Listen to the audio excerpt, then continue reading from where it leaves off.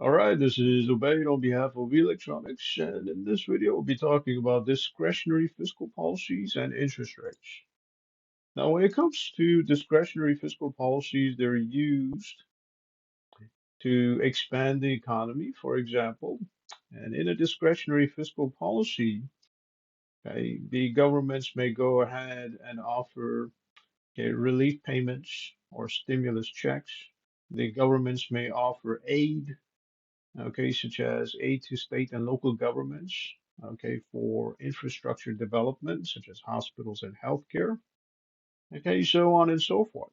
Now, during a fiscal policy, okay, during a discretionary fiscal policy, when it's imposed, okay, what ends up happening is the interest rates, okay, go up as well. All right, so let's assume that this is your okay, capital over here, financial capital.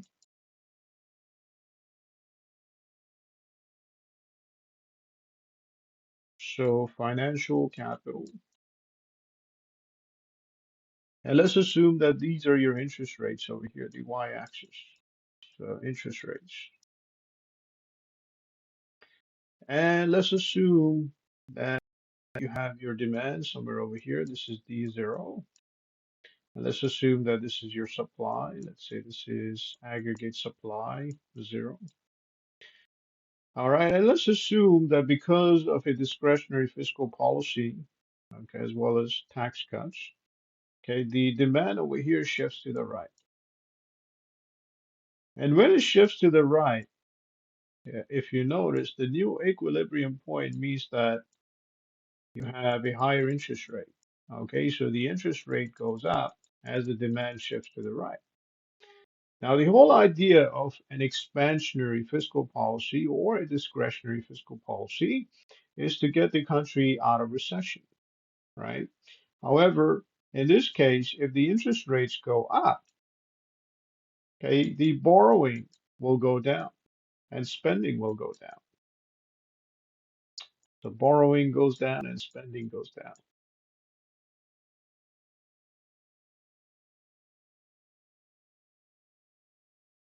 All right, and spending goes down. And because borrowing and spending goes down, personal consumption and capital expenditure goes down, which is a big chunk of your aggregate demand and real GDP. So GDP goes down.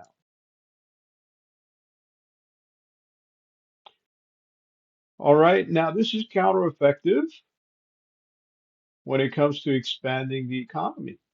All right, because this contracts the economy. So even though your tax cuts, as well as stimulus checks or relief payments and government aid to state and local governments for infrastructure development, may increase the aggregate demand. Okay, this one over here, the fact that the interest rates go up when the aggregate demand goes up, okay, reduces the aggregate demand as well. All right.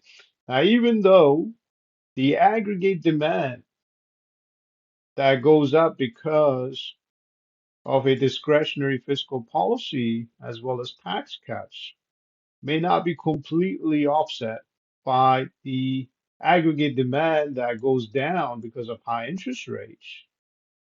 Okay, you still have to consider the concept of crowding out, and that's what is called crowding out when it comes to the implementation of a discretionary fiscal policy.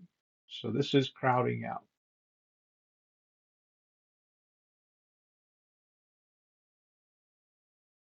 Okay, which basically means that fiscal policies, discretionary fiscal policies, may be less effective compared to an expansionary monetary policy, for example.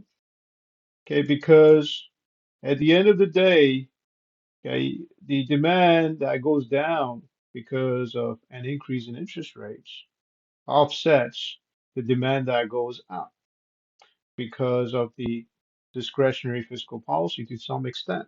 Okay, which means your fiscal policy is less effective. So government spending,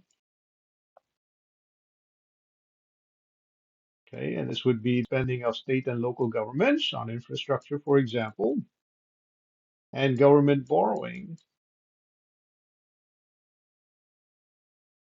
Okay,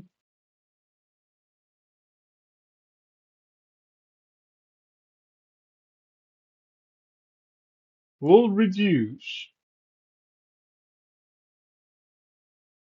okay, your impact of the discretionary fiscal policy, okay, by increasing your interest rates. So interest rates go up. Interest rates go up.